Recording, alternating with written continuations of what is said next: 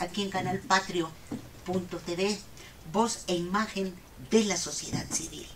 Bueno, pues como siempre, agradeciendo a Canal Patrio, a Roberto Villaseñor, a Isabel y a un chico, a un chico muy adelantado, ¿verdad? Muy inquieto. Muy inquieto, que nos hace el favor de estar en cabina.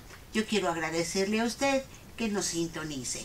El día de hoy es un día en donde yo me siento muy feliz, muy contenta, muy propositiva, porque efectivamente tengo el honor de compartir la mesa con Oscar Leslie y desde luego con Jorge Luis Vargas.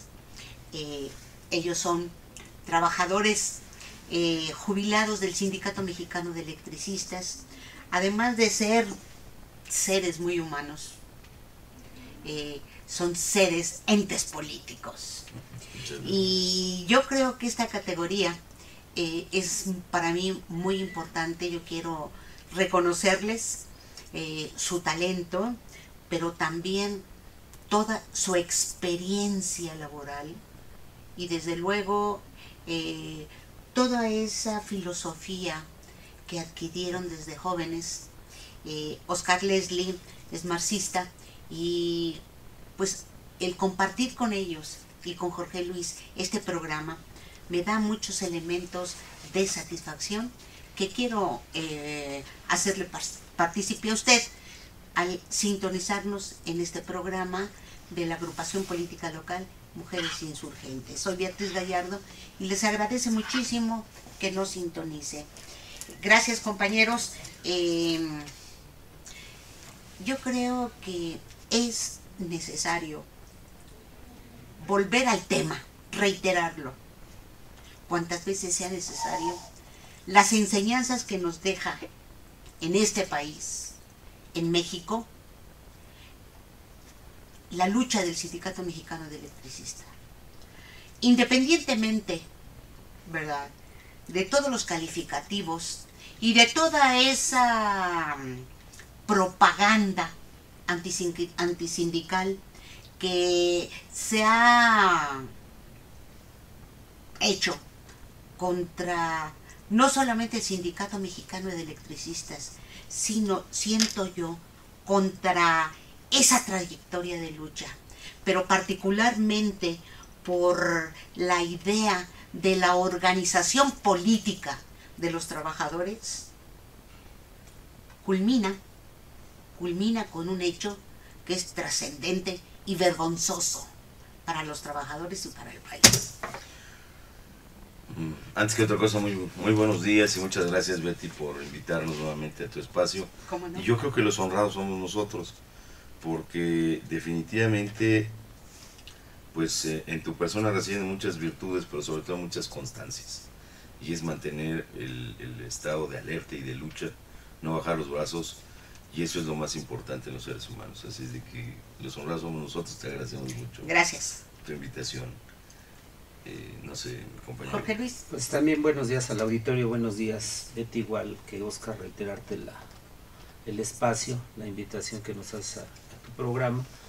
Y bueno, Betty, pues el tema que nos trae a tu programa es principalmente el fallo que dio la Corte apenas el pasado miércoles de la semana pasada, en función de no otorgarle el amparo definitivo al Sindicato Mexicano de Electricistas. Es decir, Betty, estamos en un panorama en donde hemos venido insistiendo en diferentes programas en este canal Patrio de que el Estado de Derecho está roto, ¿no? Y hemos también sostenido que la población mexicana, todo el pueblo de México, no está representado en los poderes de la Unión, ¿no? Si no tenemos representación cual ninguna en los tres poderes. Seguimos insistiendo que tal pareciera que estamos en un estado monárquico en donde la Corte, en el caso del ESME, se somete a los designios del Ejecutivo Federal. Es decir, ya solamente actúan por consigna. Habíamos señalado nosotros en un programa previo de temas, lemas y dilemas que teníamos pesimismo, que no confiábamos en el fallo de la Corte. Asimismo, hemos señalado hasta el cansancio que fue una decisión de carácter político desde el inicio del decreto y hasta el final de este conflicto, porque realmente consideramos, Betty, que hay pocas vías ya, sobre todo jurídicas en nuestro país, de resolverse, y que el hecho de que se vaya este asunto a una instancia internacional, pues a la Corte Interamericana de Derechos Humanos, seguramente sabemos que este tipo de situaciones pues dura muchísimos años, ¿no? Se puede lograr quizás la justicia, pero igual también podemos considerar que se pueda o no lograr la justicia en esta corte. Y esto tardaría, Betty, pues más de 7 años, es prácticamente irnos hasta el infinito. Y la última vía de negociación que tiene el Sindicato Mexicano de Electricistas, esto decirlo bajo nuestra responsabilidad, es solamente la mesa de gobernación, Betty. Bien, Betty, a mí lo que me deja en claro lo que señala Jorge Luis es que esta ruptura del Estado de Derecho, que esta incredulidad sobre cualquier actor político en este país, en el sentido que no nos sentimos representados por ninguno de los partidos políticos, y tenemos a una clase política voraz que, más allá de los desahogos o de las calificaciones de su filiación de extrema derecha o no, que son cavernarios, que todo esto es realidad. Hoy creo que nos damos o nos enfrenta a la realidad nuevamente de una manera tan cruel. En este país, más allá de que el Estado de Derecho se ha conculcado para los que nada tienen, para los que viven de su salario, porque el Estado de Derecho, los tribunales, digamos que cumplen con ese trabajo de burócratas cuando se trata, o cuando de deliberar se trata sobre aspectos que afectan al gran capital, que si es este señor Salinas de TV Azteca, que acostumbra todo a resolverlo por la vía de los juzgados, o que si es este señor Slim, que se le fijó una multa multimillonaria y que se amparó y que hasta la fecha pues el señor no afloja un solo peso, si se trata de las gentes de Televisa, en fin, etcétera, etcétera, etcétera.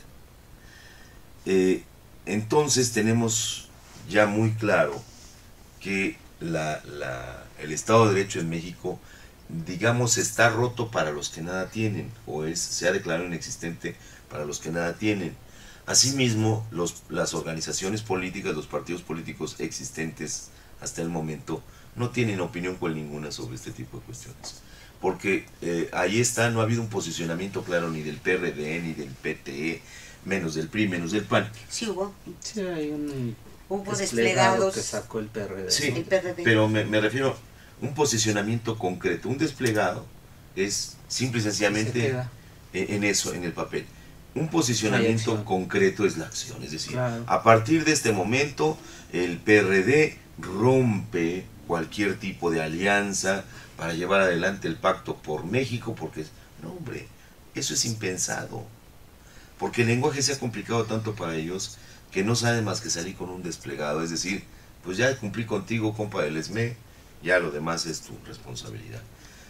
Digamos que es probablemente incluso a esto que nos debemos referir, a la acción concreta, es decir, los hechos puestos en acciones concretas. Voy a concluir con mi comentario con lo siguiente. Eso no sería grave en realidad. No. Ni Peña Nieto, ni toda su clase política priista, ni Madero, ni toda la clase de política del PAN, ni los chuchos y todo lo que digan, aun cuando ahí hay un acento, pero bueno, ninguno de ellos se declaró defensor del Estado de Derecho ante las agresiones del panismo a los trabajadores. Y hablemos desde Mexicana, los mineros, el ESME y otros tantos que tuvieron que padecer, algunos sucumbir y otros no, ante el hierro panista.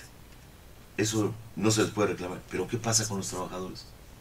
El conjunto de los trabajadores, los trabajadores, y por llamarlos de alguna manera hermanos, me cuesta trabajo pero decir, bueno, finalmente los otros trabajadores del gremio electricista, los trabajadores que están afiliados a Telmex, los trabajadores de las minas, ¿qué no piensan?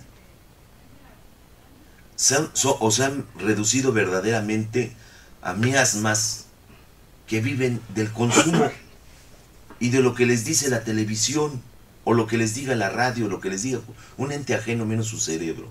Eso es lo más grave. Vino la reforma laboral y yo no vi salir a una sola ama de casa protestando, porque eso significaba necesariamente un golpe en contra de la economía doméstica. Los trabajadores, pues yo creo que andan todavía de puente, rumiando sus miserias, saliendo en sus tartanas a los puebluchos que circundan las grandes capitales, fingiendo o haciéndose creer a sí mismos que son felices porque tienen un día de asueto, enseñando a sus hijos lo más deleznable de la conducta del ser humano. Y es el momento que yo rescato aquello que Carlos Marx escribió cuando hace una crítica sobre la filosofía y dice la miseria de la filosofía, y entonces entra a discutir valores como estos. Nadie quiere decirle al electorado que son una miasma. Nadie quiere decir a los obreros que no valen ni la mitad del peso que les niegan, porque ellos mismos se han autoflagelado. Incluso hay gentes que lanzan loas hoy con un cinismo terrible a favor de Víctor Flores, el líder de los ferrocarrileros, ¿no? Pero eso no es lo peor, cada quien puede tener la admiración sobre quien quiera. Pero bueno, ¿qué pasa con nuestro yo quisiera comentar que este puente, pues, se realice para festejar el puente, ¿verdad? Porque nos tocó un día de descanso. Pero el asunto es que hace 96 años se aprueba la Constitución mexicana. Hay algunos párrafos que me gustaría mucho releer porque está totalmente relacionado con esto, ¿verdad? Que el derecho constitucional es el conjunto de normas que regulan cómo está constituido un Estado. ¿Y qué es un Estado? Bueno, pues el Estado se conforma por un pueblo, por un territorio y por un gobierno. El pueblo, dice, que se identifica por sus raíces y anhelos, viene a constituir un tronco común que los une. Ese pueblo debe estar debidamente organizado a través de las leyes. Y eso en la Constitución se establece quiénes son las autoridades, qué se pueden elaborar las leyes, quiénes las ejecutan y quién aplica el derecho. Es decir, la Constitución es la máxima voluntad del pueblo y las fuerzas políticas que la conforman. Hay un articulito en esta Constitución que es el artículo 123. Y este artículo 123, ¿verdad?, dice que en el título sexto, a donde está inscrito en esta Constitución, se refiere al trabajo y la previsión social. Toda persona tiene derecho al trabajo, digno y socialmente útil. Al efecto, se promoverán la creación de empleos y la organización social del trabajo conforme a la ley. Y entonces viene una serie ya de normas, ¿verdad?, a donde se establece para los obreros, los jornaleros, los empleados domésticos, artesanos y de una manera en general con respecto a todo contrato de trabajo. Este artículo es uno de los más gordos, ¿eh? Es el más amplio. Sí. Junto con el 27. Sí, ¿verdad? Y aquí en este asunto del Sindicato Mexicano de Electricistas está involucrado no solamente el artículo 123, sino el 27 constitucional. En el 27 constitucional, ¿verdad?, que es uno de los artículos más importantes, yo diría el más importante, el más importante de estas normas, ¿verdad? Establece cantidad de derechos para los mexicanos en el cómo se componen las tierras, las aguas, la energía, el cómo se derivan las expropiaciones y cómo la nación tendrá en todo tiempo el derecho de imponer a la propiedad privada las modalidades que dicte el interés público, etcétera, etcétera. Pero además establece, con respecto a la propiedad del Estado, de la nación mexicana, con respecto, ¿verdad?, al petróleo. Al petróleo y a la energía. Y en estos días, todo se nos ha prácticamente evidenciado. Petróleo, la explosión en una de las torres de petróleos mexicanos, a donde la prensa el día de hoy, aquí dice La Jornada, que un equipo antibombas del Distrito Federal sacó maleta sospechosa de la torre de Pemex. Si a esto vemos que está estrechamente relacionado lo del ESME, los comentarios que han hecho el compañero Leslie, ¿verdad?, compañero Jorge Luis, estamos verdaderamente, siento yo, en un estado de cosas muy lamentable en nuestro país, en una crisis del Estado, de las instituciones del Estado, ¿verdad?, a donde la Suprema Corte quedó totalmente evidenciada, a donde el Instituto Federal Electoral evidenciado, hasta donde inclusive la baja credibilidad del presidente de la República hizo que se regresara de su fin de semana en Nayarit, y está aquí porque las redes sociales lo están apabullando. Compañeros. Bien, pues hay dos cosas que me parece son como una vertiente que hace que confluyan en más. Primero, la norma constitucional, es decir, la Constitución Política de los Estados Unidos Mexicanos, promulgada hace ya casi 96 años, o ya 96 años. Y digo ya casi porque es mañana la celebración. Eso es algo que debemos ser puntuales, ¿no? El comercio y el consumo ha llevado a tal grado de decir, pues es que ya no, miren, lo de menos es que el 5, tú ve a gastar antes, ¿no? Pero bueno, eso es un comentario al margen. El derecho constitucional en este país, así como la propia Constitución, no son más que pues artificios o juegos fatuos, porque no hay nada de derecho constitucional en este país. La Constitución está plena y total y absolutamente vulnerada. En el artículo 27, va a haber un corte, me parece. Tenemos que ir a un corte. Vamos a un corte. Nos dice Hugo, Se va a integrar otro. Sale.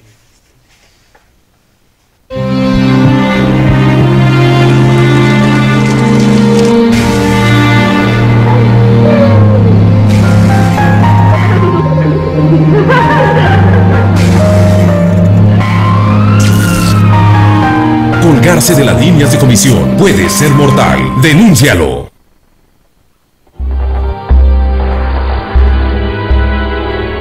Canal Patrio, voz e imagen de la sociedad civil.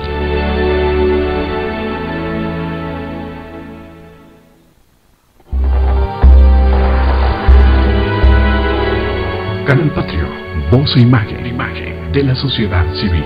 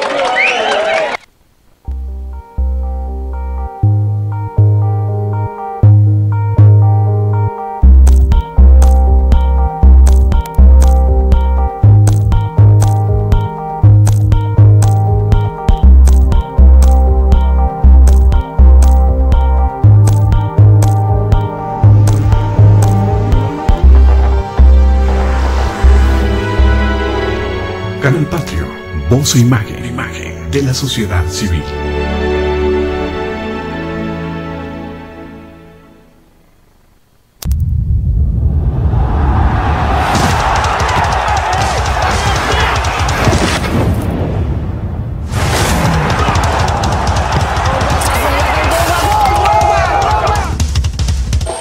Troca para pion.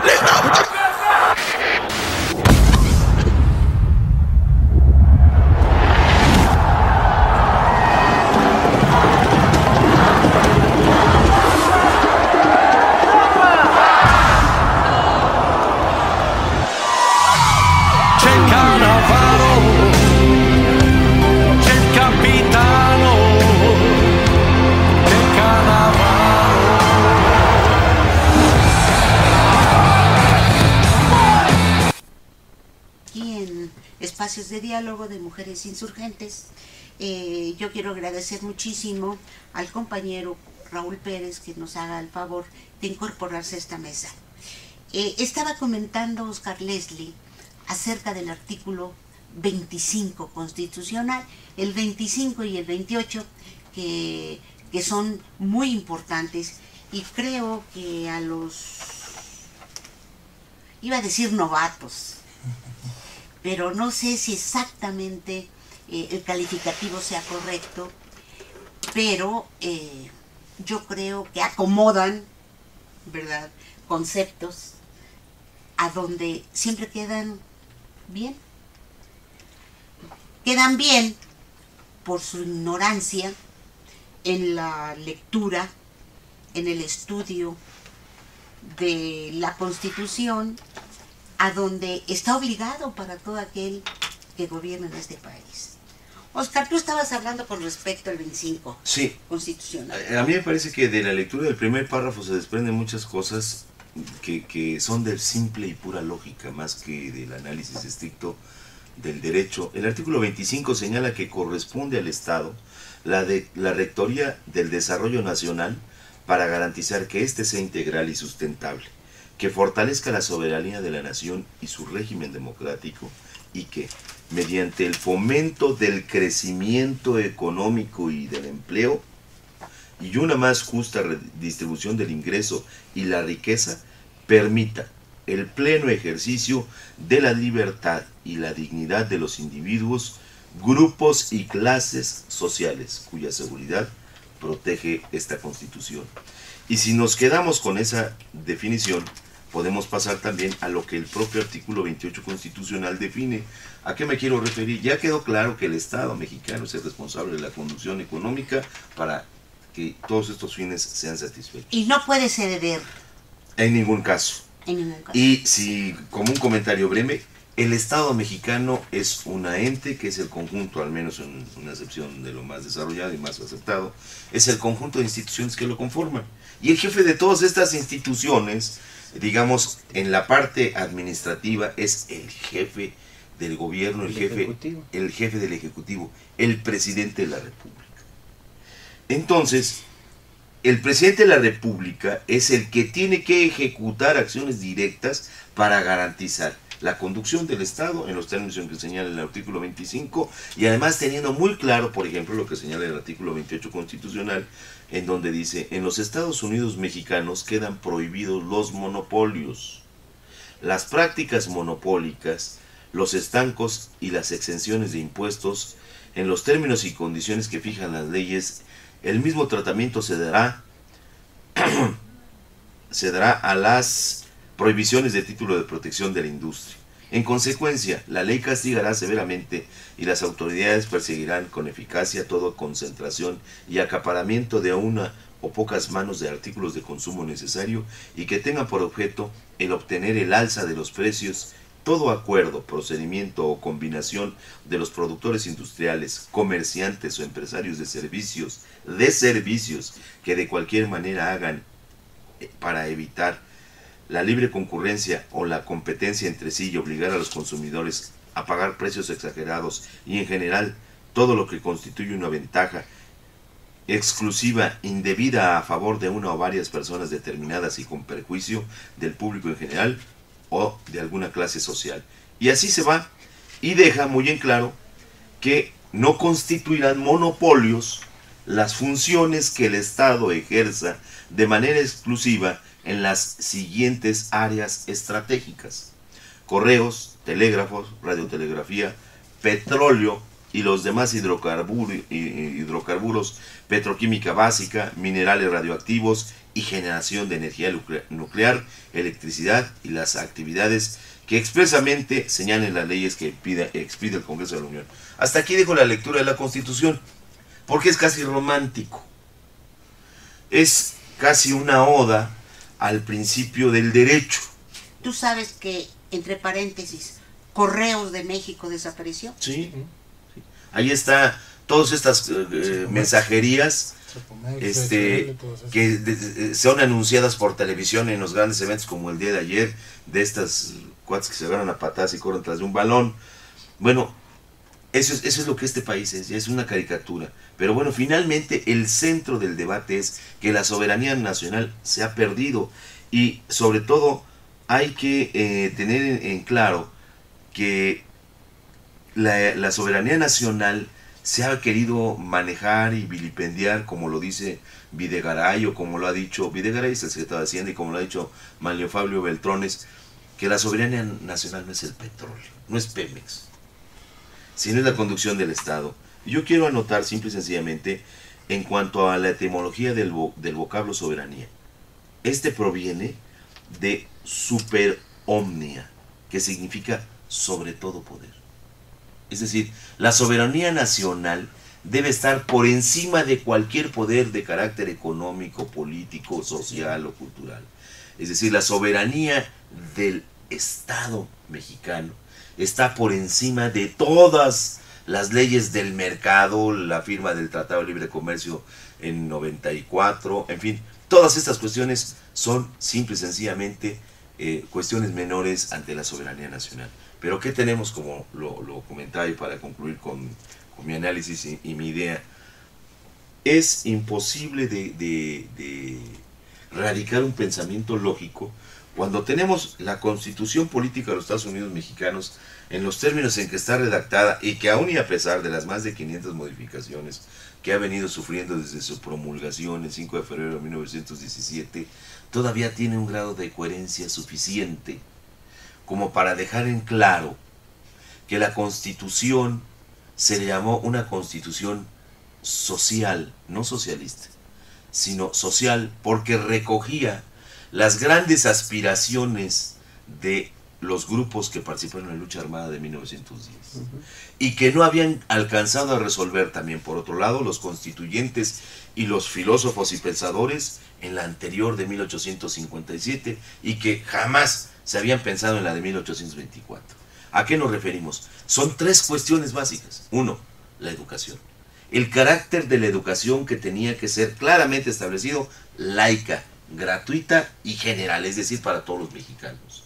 Y al hablar de la educación, el constituyente del 17 pensó en los términos más amplios, más pródigos, más de buen hombre. Es decir, la educación entendida como ¿qué? Pues toda la educación, desde la primaria, o como ellos lo podrían llamar, los párvulos, la educación intermedia, que sería la secundaria. Para todos. Es decir, ellos hablaban de la educación total del hombre, y el Estado tenía que hacerse responsable del ofrecimiento de la misma, de primaria, secundaria, preparatoria y universidad. No le demos vueltas. Pero claro, después vienen las sanguijuelas, los abogaduchos, que, perdón por usar ese término para quien es abogado, pero esta dinastía de leguleyos que en México se ha generado son verdaderamente un terror.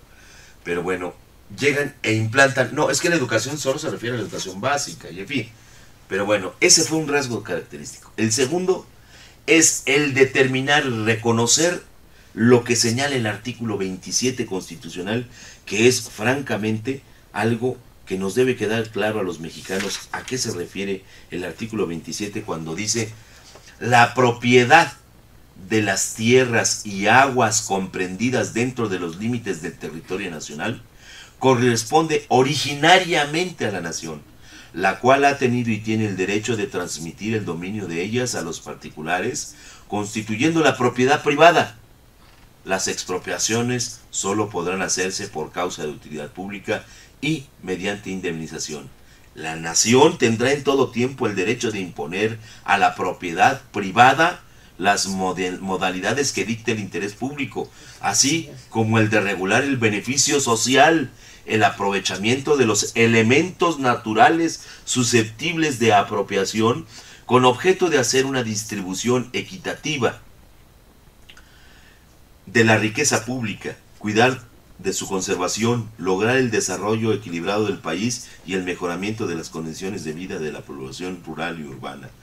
En fin, esto es lo que se declara como los bienes nacionales, que es el aire, el subsuelo, El agua. las aguas territoriales del mar y aquellas que están antes de los límites del mar en términos de las aguas internacionales. Hasta los zócalos submarinos. Los zócalos submarinos, es decir, el propio aire, por decirlo de alguna manera, que nosotros respiramos, hasta hoy de manera gratuita, pero que también sirve para la conducción de ondas hertzianas, que son ahora el pleito del gran capital. Bueno, ese es el segundo aspecto, que esa constitución dijo, pues todo esto es de la nación y lo va a regular el Estado a través de sus gobiernos, sus políticas y sus instituciones. Y finalmente, ¿cuál fue el otro artículo que estableció esa concepción de social a la Constitución? No es ni siquiera el artículo en donde dice que los mexicanos se podrán dar el gobierno que quieran, en el momento que quieran, porque esa es una libertad inmanente. Es como si alguien le dijera, sí, es como si alguien le dijera, y tú tienes el derecho a pensar como quieras, ¿eh? Pues, No, pues ya lo sé, a mí aunque no me lo digas, yo tengo el derecho, ¿no? Fue el artículo 123 constitucional. Ese artículo 123 constitucional, que se le debe agradecer directamente a los hermanos Flores Magón, porque ni, con todo el debido respeto, ni mi general Emiliano Zapata ni mi general Francisco Villa tenían clara cuál era la concepción de los trabajadores. Sin embargo, ese grupo Flores Magonista, Ricardo Flores Magón y todos sus hermanos, fueron los que dieron el verdadero crisol al artículo 123 constitucional, trayendo el conjunto de experiencias internacionales que se daban ya en la lucha militar y política por hacer valer los derechos de los trabajadores en el mundo. Claro, aquí hay que entrar a otra definición para poder explicarlos. ¿Cómo es que en México los trabajadores mismos no se daban cuenta de ello? Y parece que siguen sin darse cuenta. Es decir, la lucha se establece a partir de que en Gran Bretaña se da particularmente la revolución industrial y surge una clase del proletariado. Y ese proletariado, que más adelante empieza a tener una serie de luchas de carácter ideológico y conceptual, es retratado por alguien que no ha logrado ser superado. Y no es un artículo de fe, no, su palabra no es dogma, es una herramienta del pensamiento y que se desarrolló bajo la pluma y el intelecto de Carlos Marx. Y no hace más que releer a los propios clásicos de la economía que en ese momento ya estaban con postulados muy importantes como Adam Smith, Proudhon, David Ricardo, todos ellos. Lo que Carlos Marx haría o hizo, más bien dicho, conjugué al revés. Los socialistas utópicos. Así es, haría simple, cualquiera de nosotros haría la abstracción simple si es que tuviera 3 gramos de dignidad, algún líder sindical, incluidos todos, para decir realmente qué es lo que han hecho con el trabajo, con el resultado del trabajo de los seres humanos. Entonces, esas 3 concepciones de la constitución política de los Estados Unidos mexicanos es lo que le da la grandeza o la tipificación de una constitución eminentemente con rasgos sociales, y que yo no sé de qué generación pudo haber sido, primera, segunda, cuarta, no lo sé, no soy un especialista en el derecho constitucional, ni mucho menos del derecho, pero sí me queda muy claro que en este país los primeros que han abandonado a la constitución política de los Estados Unidos mexicanos no son los políticos, no son los partidos políticos, no son los abogados, no son los empresarios, son los propios trabajadores. Son los trabajadores y el pueblo en general. El que menos tiene, lo voy a decir de una manera muy mexicana, los más jodidos son los más torpes y los más entregados. Alguien se los tiene que decir. Pero esto ha tenido sus años de penetración por medio de la comunicación masiva, a donde vemos en estos momentos una gravísima regresión en cuanto no solamente al ejercicio de los derechos constitucionales y particularmente laborales, sino por su condición del pueblo. Yo creo que han fomentado, han dirigido todas sus baterías para que este pueblo mexicano no piense, no estudie, no reflexione, no se capacite en sus derechos para poder ejercerlos. Y se ha dejado domesticar. Y yo recordaba un poquito el concepto cuando se dice que el trabajo es una mercancía. Sí. Una mercancía. Igual que el dinero. Exactamente. Entonces, los trabajadores, pues Bien, son bien. eso, una mercancía. Sí, pues vendemos ¿Verdad? nuestra fuerza de trabajo. Y en donde no puede aspirar. Y lo vemos con el resultado de las reformas laborales. Sí. En ese sentido es triste reconocer la pobre, la poca o nula técnica legislativa, técnica jurídica de la partidocracia, o que ejercen los diferentes partidos y sus representantes tanto en el Congreso de la Unión como en la Cámara de Diputados como en la Cámara de Senadores, que actúan básicamente por consigna, que están cooptados por los grandes empresarios, los dueños del dinero, y que efectivamente poco o nada les interesa la vida, el destino de los trabajadores, y que los tienen si los tenían en un ámbito precario, ahora con estas reformas se acentúa esa precariedad y se regresa efectivamente a tiempos de la esclavitud en nuestro país, lamentablemente. Ya lo decía Óscar muy atinadamente, la gente se encuentra domesticada por los medios masivos de comunicación, que son y están bombardeando constantemente, sistemáticamente, el poco o mucho intelecto de la clase trabajadora, de los ciudadanos comunes y corrientes en toda nuestra gran nación, y no nada más en la nación, sino a nivel mundial, donde efectivamente nuestra constitución, que fue una de las más avanzadas para 1917, A pesar de todas las modificaciones que ha sufrido, a pesar de todas estas metidas de mano, estas manoseadas que le han dado a esta Carta Magna, ha subsistido y subsisten esos principios de carácter eminentemente social, que traen como consecuencia la reivindicación, o deben de traer en lo material la reivindicación de estos derechos humanos, de estos derechos laborales que no son una mercancía. Sin embargo, estos gobernantes neoliberales, de tendencia neoliberal, postulan esa doctrina y la llevan a pie puntillas, la llevan a cabo.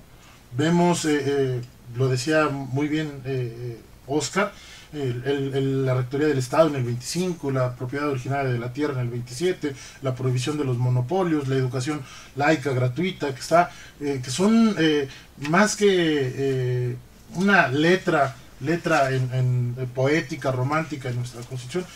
El alcance que le pretendió dar el legislador en 1917 fue de tal magnitud que fue el ejemplo para muchos países en aquellos años. Desgraciadamente, decía yo, los gobernantes con esta línea neoliberal que llevan a pie puntillas han confundido a su interés, a su perspectiva, han llevado hacia su río, hacia su molino, todo esto, y efectivamente le dan la connotación de carácter de mercancía. El Estado, la Constitución, este pacto federal que une a los mexicanos, o sostiene que le pone límites a esta ambición desmedida que tienen los gobernantes, y que pues ellos la brincan, la bailan, la pisotean como mejor les parece y al mejor postor. El caso concreto, la revocación de la sentencia que hizo esta Suprema Corte de Justicia en contra de nuestros compañeros electricistas, en contra de los compañeros del ENME. Poco les interesó, Óscar, poco les interesó lo que dice esta Constitución a estos magistrados, que están obligados a conocer a la letra, puntualmente, todos y cada uno de estos artículos de esta gran Constitución, de este gran pacto social, y no importándole que se acabe de firmar el día 10 de junio del 2011, que se firmó precisamente las reformas que elevan a rango constitucional los derechos humanos y los tratados internacionales, poco les importó a estos tipos, poco les importó a esta caterva, efectivamente dices tú bien, Oscar, de abogadetes que están ahí ocupando un lugar muy caro para el pueblo de México. Poco les importó que haya una serie de tratados internacionales y el derecho social concatenado con el 123 de la Constitución de nosotros, que garantice el derecho a trabajar y que les garantice a los trabajadores de este país lo más elemental. Poco les importó. Pero, perdón, debo hacer un comentario que lo analizamos fuera de cámaras el día domingo, porque aquí ya no es un asunto estrictamente de derecho. Así es. De análisis. Arnaldo Córdoba escribió en la jornada un artículo, se llama Díptico. El día de ayer. El día de ayer. Y a mí me parece que ha hecho una definición y una abstracción terrible de lo que nosotros vivimos en esto que explica Raúl, en donde dice: la justicia de la injusticia. La Suprema Corte de Justicia de la Nación fue instruida por el Constituyente como el departamento del Estado encargado de decir el derecho de todos y cada uno de los mexicanos, pero no tanto de hacer pronunciamientos de carácter legal. La ley dice esto, como realizar la justicia. Es importante, para que todos tengamos un órgano que se dedica al esclarecimiento o a esclarecernos lo que las leyes dictan en su relación con la Constitución, dicen y quieren decir, y los objetivos a los que están dirigidos. Lo más importante, sin embargo, es que las injusticias se aclaren y se rediman. La Corte está pensada para realizar los derechos con justicia, y no tan solo para que nos vengan a repetir lo que han venido diciendo los jueces. Es que la ley dice en su artículo tal esto, y por eso es que actuamos en consecuencia. No. Tienen que aplicar la justicia. Qué caro. Y la justicia, como incluso en definiciones que nosotros les invitamos a verlas, la tenemos en temas, lemas y dilemas, es el derecho. ¿Qué es el derecho? El derecho no es una norma, es decir, no es lo que dice tan solo este artículo, claro, sino es el conjunto de leyes y de normas que rigen la conducta de un Estado, de un pueblo. Cada artículo tiene una ley relativa, una ley y esta reglamentaria. Tiene una imbricación, yo le doy esa connotación, están imbricadas una con la otra. ¿Por qué en el caso del Sindicato Mexicano de Electricistas no tan solo se violentó lo correspondiente al artículo 123 constitucional y la ley que de ella emana, que es la Ley Federal del Trabajo? Se violentaron también los derechos que tenía y que son reivindicatorios del sindicato en su cláusula 10, materia de trabajo, que están relacionados con el artículo 27 constitucional.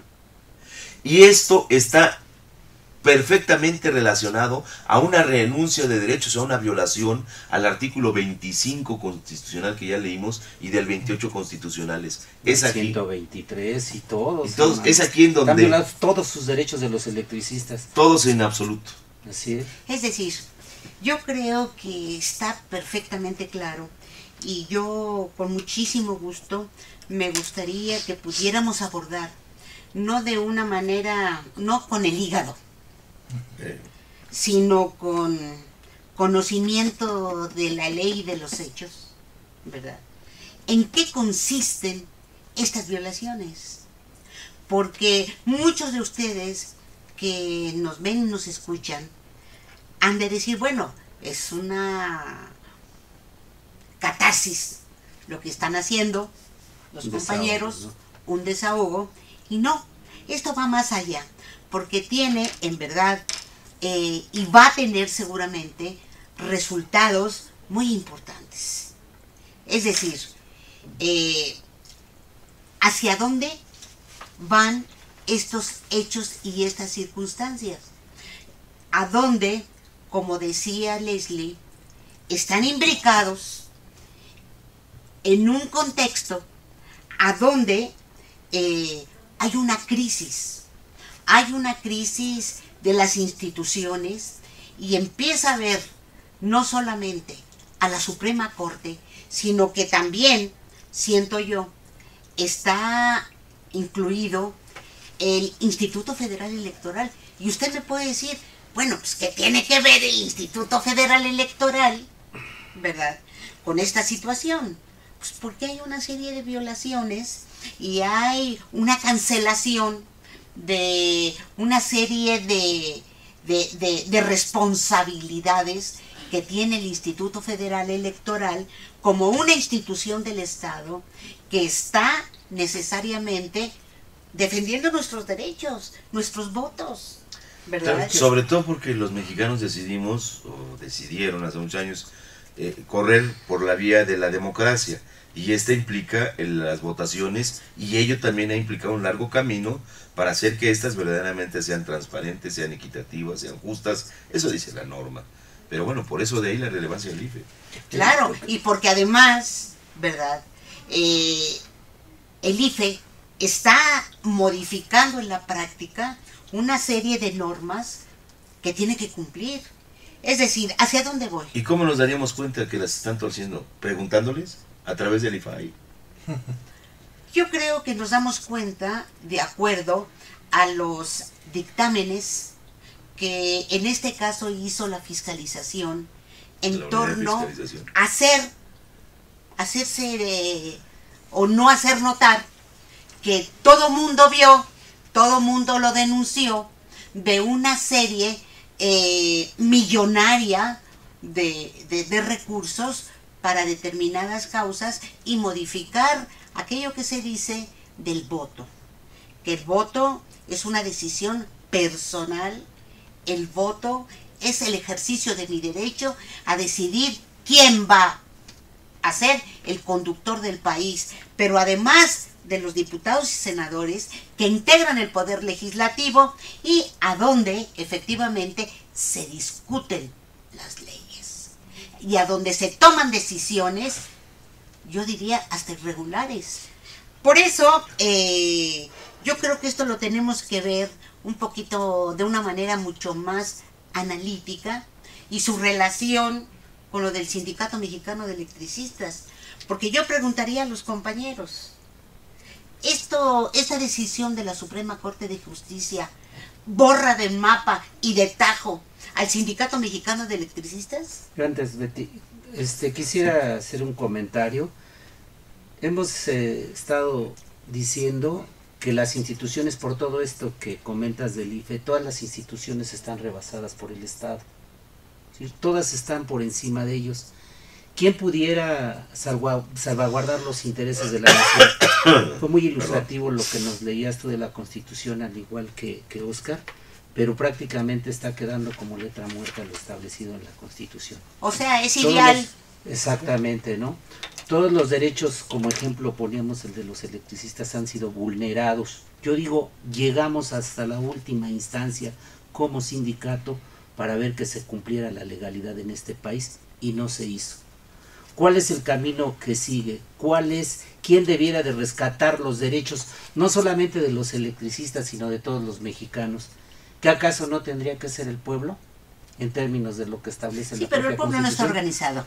Y entonces, ¿qué otro camino le queda al Sindicato Mexicano Electricista si estuviéramos, no es el respaldo si estuviéramos en los años 60, 70, bueno, pues una pléyade de jóvenes, ¿verdad?, se levantó en armas, ¿verdad? Así es. Porque no había otro camino y porque había condiciones totalmente subjetivas y objetivas para lanzarse a una empresa a donde fueron totalmente masacrados, desaparecidos y todo lo demás, ¿verdad? Claro, cuando dejan, hablando en ese sentido, dejan abierta la posibilidad para que más adelante surjan movimientos que también escogen la vía armada, como el de los zapatistas y otros que empiezan a despuntarse como los que se ven aquí en la jornada, ¿no? O sea, en donde no podemos descartar, como dicen las autoridades, y nosotros los mexicanos de a pie sabemos más bien que lo que mucha gente vio y oyó, no fue, lo que vio fue una explosión, no hubo fuego, claro. Por tanto no hubo gas, no hubo que las fritangas de adentro o de fuera, es decir, que no le den vueltas a lo explicable, llamándolo que es inexplicable que de pronto desaparezcan 80 metros o más de 120 metros cuadrados de construcción, entre ellos un archivo general. No, tres pisos casi, ¿no? Losas de concreto, y que estas hayan caído solo por la acumulación de gases, pues perdón, me parece un absurdo, ¿no? Pero retomando lo que tú nos indicabas, mira, yo creo que sí se puede hacer, y al menos yo creo que hasta este momento el hígado lo tienen bien controlado los compañeros del ESME.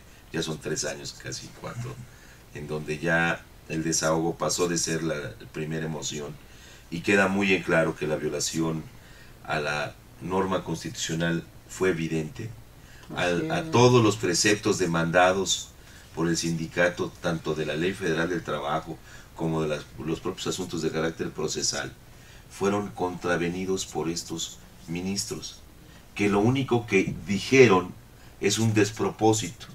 Cuando señalan, todo lo fincan como en su primera interpretación, cuando dijeron el decreto es constitucional y los derechos de los trabajadores están salvaguardados y tienen que ser tratados por los ámbitos jurídicos correspondientes, que puede ser por la instancia correspondiente. Sí.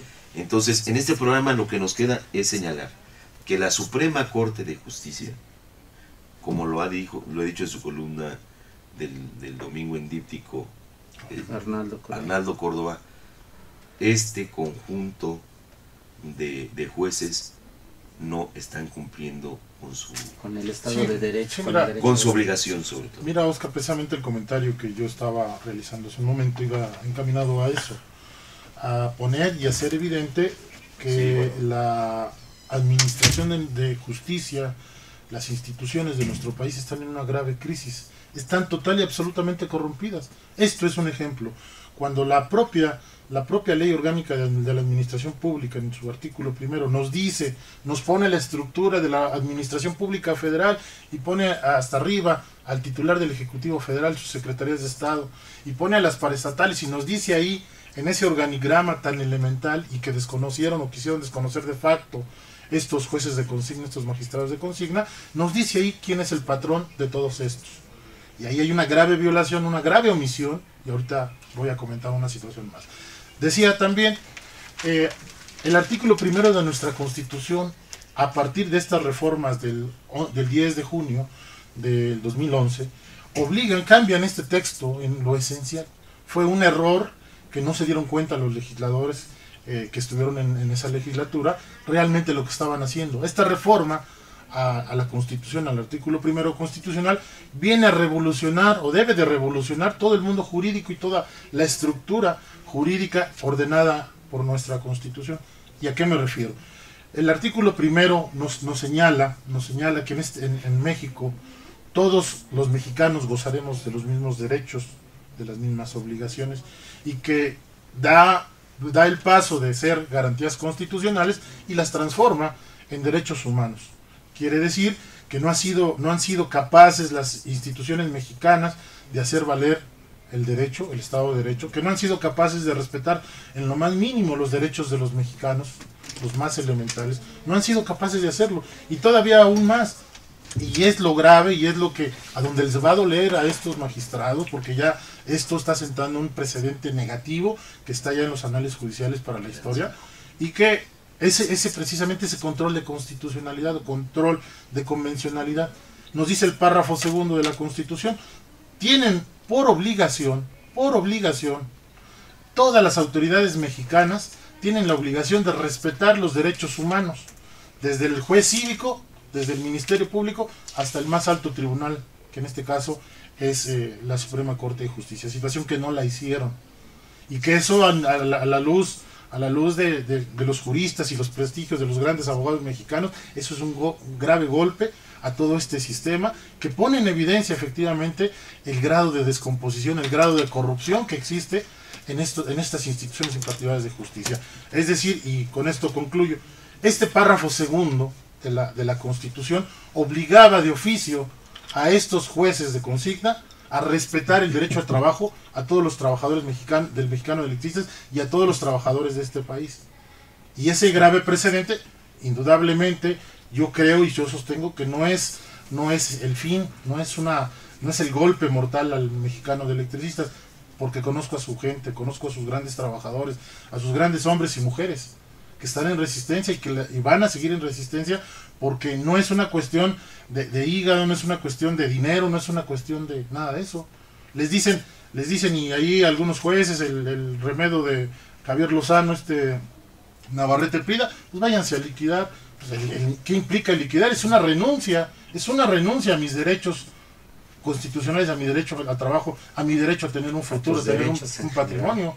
Y digo, ¿quién en este país, con un dedo de inteligencia, pudiera decir, pues yo voy a renunciar a lo que a mí me corresponde, a cambio de unas cuantas monedas? Yo creo que aquí es exactamente la definición propia. Exacto, así es. De cada uno de los trabajadores, porque muchos se liquidaron y solamente 14.600 se quedaron en resistencia. Es decir, también la economía aprieta. Bien, aquí Betty, ya para concluir, creo que nos estamos acabando el tiempo. Es obvio de decir que los 16.600 trabajadores que están en resistencia son el verdadero eje del movimiento. ¿Y qué es lo que sigue para ellos? En términos de leyes, o de la ley o de la norma en México, ya nada. Así es. Ya nada, porque ya se pronunció el máximo tribunal, como se ha pronunciado, de tal forma que los 16.600 trabajadores van a tener que decidir cómo negociar la vía política, y ello inquiere o implica muchas otras cosas. La vía política significa estar sentado en gobernación y a su vez estar pensando poner un pie a los tribunales fuera. Y eso significa algo que hay que decirlo con toda claridad, mínimo de 7 a 8 años de una espera a que los tribunales en el extranjero decidan tomar el caso y revisar todos esos elementos que hemos planteado aquí. Y yo creo que lo primero, yo no he escuchado ninguna declaración, salvo hoy un análisis por la mañana, yo no he escuchado en ninguna noticia que alguien le haya dicho de frente a los trabajadores, esta vía que los convocamos a tener, que es la demanda en la OIT, tarda tanto tiempo. Claro. Estamos dispuestos a ir a ella. Eso me parece que sería un análisis, claro. Eso es el punto central, porque de ahí decantan muchas otras cosas. Yo creo que hay otra vía también. A mí me parece que hay una coyuntura muy especial en este país, a donde hay una salida, una verdadera alianza con otras fuerzas para solicitar, ¿verdad?, por la vía política, un registro como partido. Entonces, bueno, seguramente los trabajadores tendrán que ver la forma, si conviene irse con alguna de las fuerzas que están solicitando registro y presentar una nueva alternativa, ¿verdad?, frente a todo este tipo de cuestiones, de injusticias que se están dando en México y que permite crear fuerzas nuevas, fuerzas renovadoras, porque no se pueden dejar caer, ni mucho menos. Yo creo que los compañeros, los electricistas, tienen las agallas suficientes y están integradas mujeres y hombres en esta fuerza y tienen que desatar toda esa energía para poder salir adelante. Es decir, hay 3 salidas. Claro, pero en todas ellas lo que debe prevalecer es el informe claro, es decir, en cualquiera de ellas cuánto tiempo lleva la construcción de un partido político. 1 año. Y que a su vez tenga los efectos de carácter directo para 1 año. Regresar al trabajo. Porque esa debe ser la tú prioridad. No puedes plantearte, entre otras cosas, el regreso inmediato. No, claro, esto si yo lo hubiese dicho el día 12 de octubre de 2009, sería un despropósito. Claro. En 2009 si yo diría, vamos al regreso inmediato al trabajo, es un despropósito. Estamos hablando 4 años después. 3 años, 4 meses. Estamos hablando en el momento en que es definitorio. Todos estos son elementos de carácter político, pero hay uno que es de carácter estructural primigenio. De qué van a comer o cómo van a comer esas familias, más allá de los análisis de carácter económico y político. Aquí es a donde los ideales, las necesidades, todo se tiene que ponderar Y bueno, Hugo Aguirre nos está llamando ya, diciendo que se terminó la crueldad del tiempo. Pues sí, queda totalmente abierto este programa para los compañeros.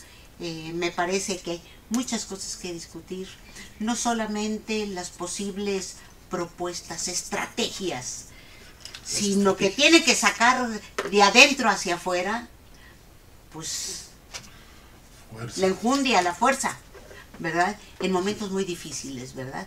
Porque no pueden ellos permitir que lo liquiden. Gracias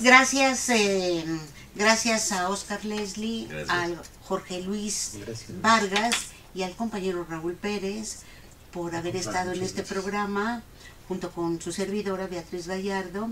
Me parece que hay muchas cosas que discutir. Ya tendremos aquí seguramente un abogado, varios abogados tuvimos el jueves, ya nos comentaron sus opiniones, pero bueno, tenemos que insistir. Creo que nuestra obligación, no solamente moral, sino política, está en darle a usted la información veraz que usted necesita. Pásela bien, nos vemos el día de mañana en punto de las 11. Gracias, Hugo Aguirre, muchas gracias. Y a Roberto Villaseñor por el espacio. Pásela bien. Canal Patrio, voz e imagen de la sociedad civil.